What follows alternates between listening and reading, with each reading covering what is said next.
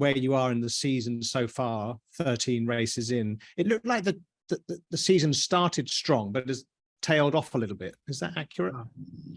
I think we had a very decent start. The pace was okay, not from T01 because Barcelona was a bit tough, but I think we were able to correct it quite quickly and to be back in Bahrain with a good compromise on the bouncing, and the car was performing pretty well. We had a good first part of the season until end of May or mid of June, and then July was very difficult because we didn't score points.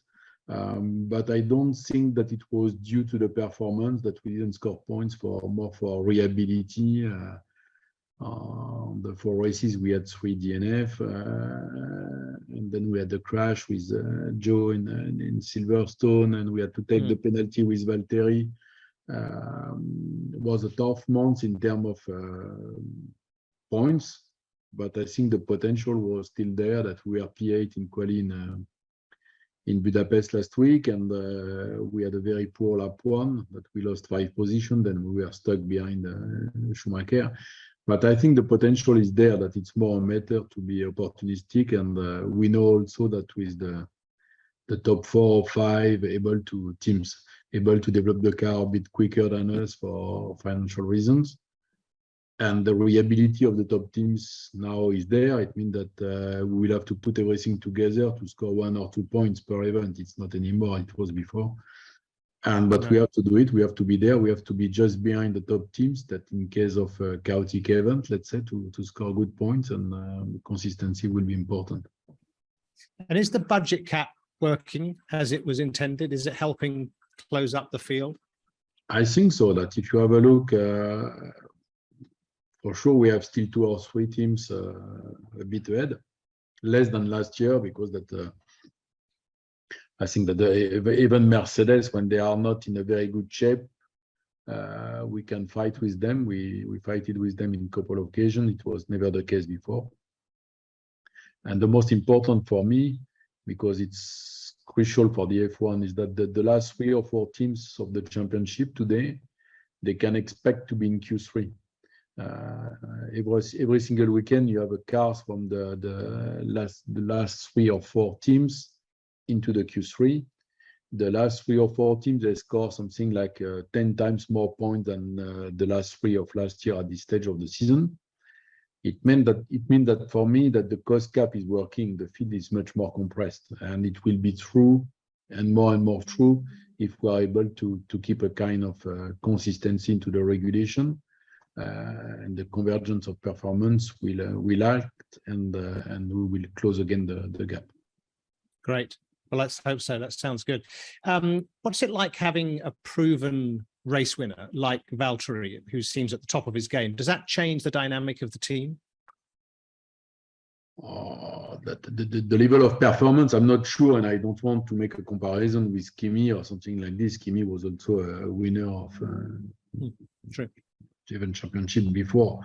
I think it's more the fact that Valtteri joined as a leader into the team, that it's a new role for him, a new position. He enjoyed the challenge. He wants to take the lead into the team for the next couple of seasons. He had a really mid-term, long-term vision. And I think for us, this is important, because that we know that we are still the smallest team, if you don't consider us for other reasons, but we are still the smallest team in terms of head count. And so it means that we have to develop the team. We are far away of the budget cap. It's a real opportunity for us if we're able to bring new sponsors on board, and also if we finish P6, that it's much better for the commercial rights. That it means that we have room for improvement. We know perfectly, and it's important for us to have a driver who want to stay long term with us and to develop the team and to be part of this development.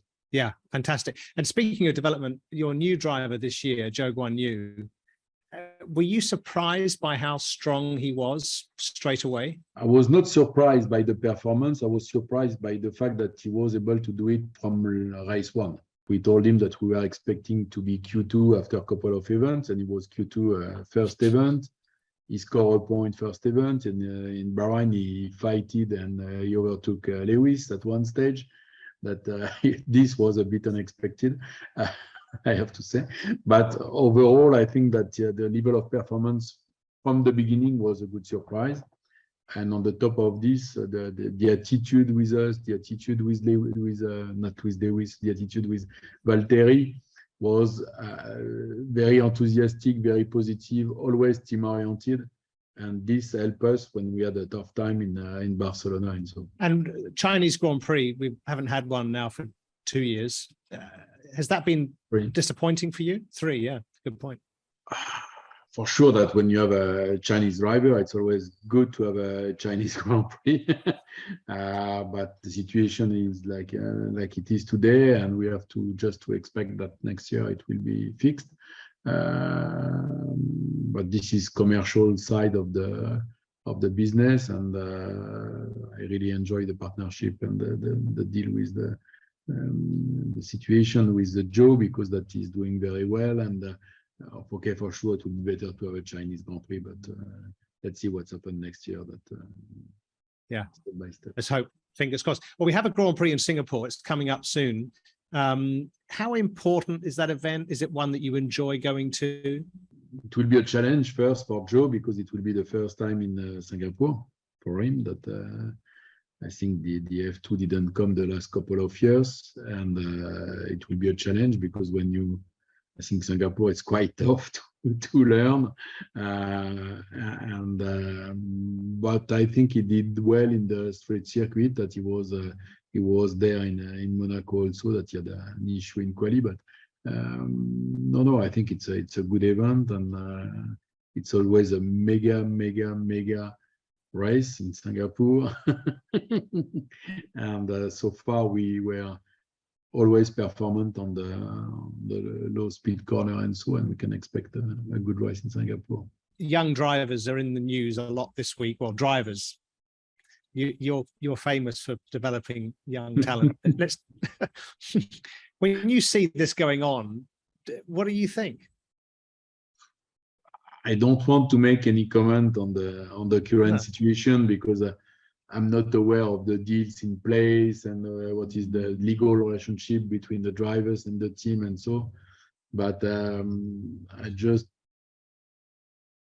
I think that when a team is investing on the driver, that it's tough to lose the guy when he's close to the F1.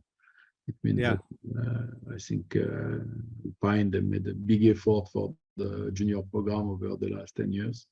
And this is tough. Yeah, it is tough. And you've got a young driver in Theo Pourchaire who looks like a serious talent for the future. You must be he's doing well. Season was not an easy one, but I think it's a good milestone to not have always good season. That it's important for us, for an F1 team also, to have the junior at some stage struggling and not always with an easy life. He started the season with 2 engine failure. That was not the best start of the year, but and then it was a bit up and down. But now he's back. We did a very good weekend last week in Budapest. He's back into the championship, and I think it's, if you have a look, he did very well in the Formula 4, Formula 3. He was fighting with Oscar in all this series. F2 last year, he was able to win in Monaco. He was 17. That I think that is very young, talented, and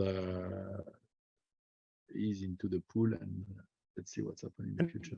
And he's kind of glamorous character, isn't he? He's a handsome guy, and he's got a great sort of exuberance about him.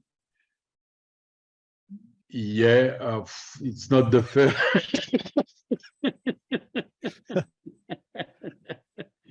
Yeah. We need more guys like that. More attention to the result than the show. Fair enough. And have you announced who your FP1 drivers are? Is Theo in that? Theo will probably do one. I asked him to be fully focused on the F2 championship. It means that I don't want to disturb him with an F1 session during the F2 weekends. When they had to replace Sochi, they changed a little bit the calendar. But now we have to find a solution. We have also the sprint races. You can't do FP1 with a rookie, and so. But we will find a solution. Probably Mexico, Austin, or somewhere like this.